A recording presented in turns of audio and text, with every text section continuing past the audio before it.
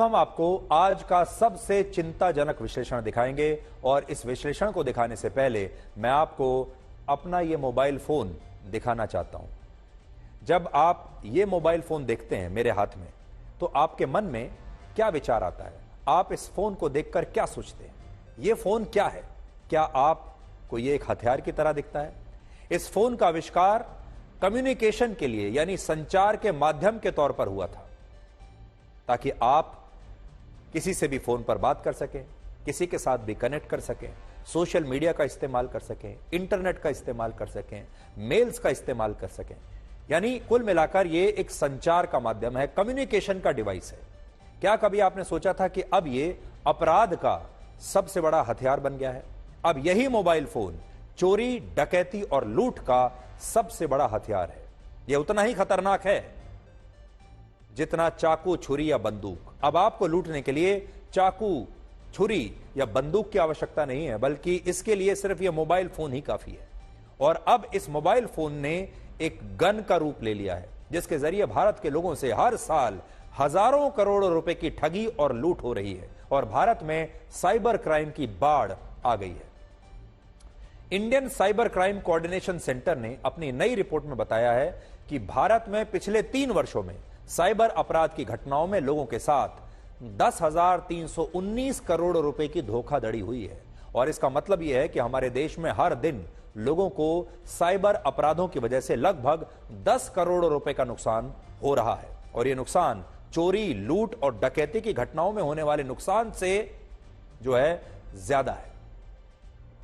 तो अब आप सोचिए, 3 वर्षों में साइबर क्राइम के जरिए, साइबर फ्रॉड के जरिए 3 वर्षों में 10,000 करोड़ रुपए से ज्यादा लोगों से लूट लिए गए हैं। एनसीआरबी के मुताबिक वर्ष 2022 में हमारे देश में डकैती, लूट और चोरी की 7,90,000 घटनाएं हुई थी। याद रखिएगा, 7,90,000 घटनाएं चोरी, लूट और डकैती, जिसे आप पुराने जमाने की डकैती कहते हैं। लेकिन इसकी तुलना में वर्ष 2022 में साइबर अपराध के 9,66,000 मामले और इस साल यानी पिछले साल 2023 में 15,56,000 मामले दर्ज हुए हैं। तो अब आप सोच सकते हैं, डकैती, लूट, सेंधमारी और चोरी के कुल मिलाकर हमारे देश में लगभग 7,90,000 मामले हैं और साइबर फ्रॉड के 15.5 लाख मामले हैं, जिससे आप यह समझ सकते हैं कि अब आपका मोबाइल फोन ही चोरी, डकैती और लूट का सबसे बड़ा हथियार बन चुका है। और इस बात को आप कुछ और आंकड़ों से आज समझिए। भारत में साइबर क्राइम के लिए जो हेल्पलाइन नंबर है, उस पर हर दिन 45 से 50,000 कॉल साइबर अपराध की शिकायतें दर्ज कराने के लिए की जाती हैं। और पिछले महीने तो 12 लाख से ज्यादा लोगों ने इस हेल्पलाइन नंबर पर कॉल करके बताया था कि उनके साथ मोबाइल फोन पर साइबर ठगी हो चुकी है। वो मोबाइल नंबर है 1930, साइबर क्राइम का हेल्पलाइन नंबर है। वैसे भी आप नोट कर लीजिए, भगवान ना करे आपको जरूरत पड़े। लेकिन इस नंबर पर हर दिन 40 से 50,000 शिकायतें आ रही हैं कि लोगों ने मोबाइल फोन के जरिए ही लोगों के पैसे लूट लिए।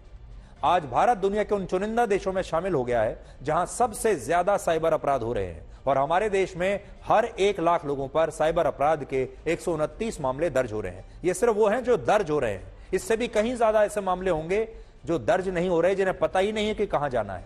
और इनमें भी हरियाणा, गुजरात, तेलंगाना और गोवा जैसे राज्य साइबर अपराध से सबसे ज्यादा प्रभावित है। इसके अलावा भारत में साइबर अपराध की 66,000 से ज्यादा FIR दर्ज हुई है। और साइबर अपराध को रोकने के लिए लगभग 3 lakh SIM card, 2,810 websites, 595 mobile apps अब तक ब्लॉक किए जा चुके हैं। लेकिन इस सब के बावजूद, ये सब करने के बाद भी साइबर अपराधों की संख्या कम होने के बजाय लगातार बढ़ती जा रही है। सोचिए, लगभग 3 लाख सिम कार्ड ब्लॉक किए गए हैं। इससे भी बड़ी बात यह है कि 12वीं कक्षा में फेल होने वाले लड़के जो स्कूल, कॉलेज में 12वीं कक्षा, 10वीं कक्षा पास नहीं कर पाए, ऐसे कम पढ़े लिखे लड़के डॉक्टर, इंजीनियर, बड़े बड़े प्रोफेसर्स, बड़े बड़े सरकारी अफसरों को फोन पर ठगने में कामयाब हो रहे हैं। आज बड़े बड़े पढ़े लिखे लोग जो है वो साइबर ठगी का शिकार हो रहे हैं। और ठगने वाले लोग ऐसे हैं जो कोई 8वीं पास है, कोई 5वीं पास है, कोई 10वीं पास है। भारत के जिन शहरों में सबसे ज्यादा साइबर अपराध हो रहे हैं उनमें हरियाणा का मेवात पहले स्थान पर है, दूसरे स्थान पर झारखंड का जमताड़ा और तीसरे स्थान पर बेंगलुरु शहर है। ये सबसे बड़े हॉटस्पॉट्स हैं जहां से अपराध किए जा रहे हैं। भारत में साइबर अपराध के जरिए सबसे ज्यादा धोखाधड़ी पार्ट टाइम जॉब्स और इन्वेस्टमेंट स्कैम्स के नाम पर होती है। इसके बाद इलीगल लैंडिंग एप्स यानी घर बैठे लोन देने पर लोगों के साथ ऑनलाइन धोखाधड़ी हो रही है। फिर कस्टमर केयर नंबर के जरिए साइबर अपराध होते हैं और इस श्रेणी में अब सेक्सटॉर्शन के केस भी शामिल हो गए हैं। तो अब आप सावधान हो जाइए।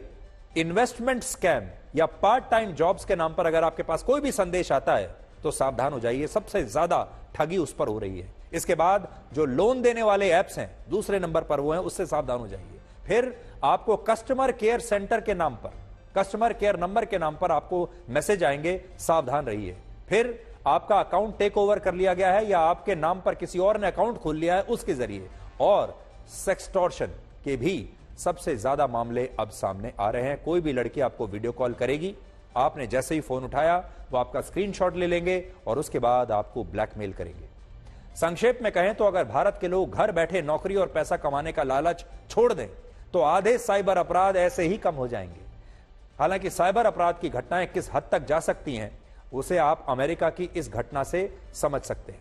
अमेरिका में पिछले महीने 17 साल के एक चाइनीज छात्र को साइबर अपराधियों ने फोन पर इतना डरा दिया कि उसे मजबूर कर दिया कि वो एक गुमनाम सुनसान जगह पर एक टेंट में खुद को बंद कर ले, आइसोलेट कर ले, कैद कर ले, खुद से ही कैद कर ले अपने आप को। और फिर अपराधियों ने चाइना में उसके माता पिता से फिरौती के लिए लगभग 66.5 लाख रुपए वसूल कर लिए।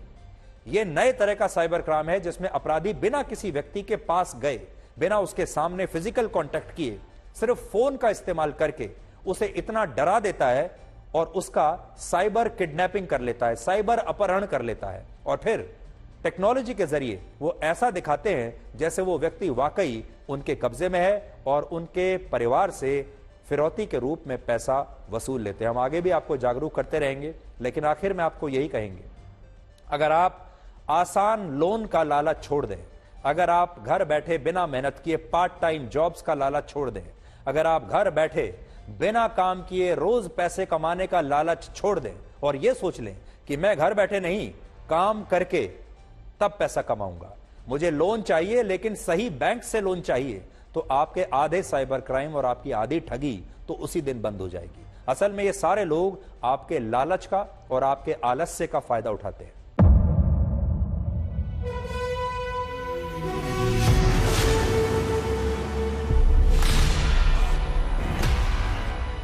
मुद्दों का मैदान, बहुत बराबर का जिम्मेदारी नहीं, तर्कों पर घमासान। क्या बताना चाहते हैं इस देश को? किससे किसकी ठनी, न्याय की नीति नहीं बनती है। किसने दी किसे पटखनी। क्या सच है जिसको छिपाने की कोशिश? खबरों की दुनिया का सबसे बड़ा अखाड़ा दंगल देखे मेरे यानी चित्रा त्रिपाठी के साथ रोज शाम 5 बजे सिर्फ आज तक पर।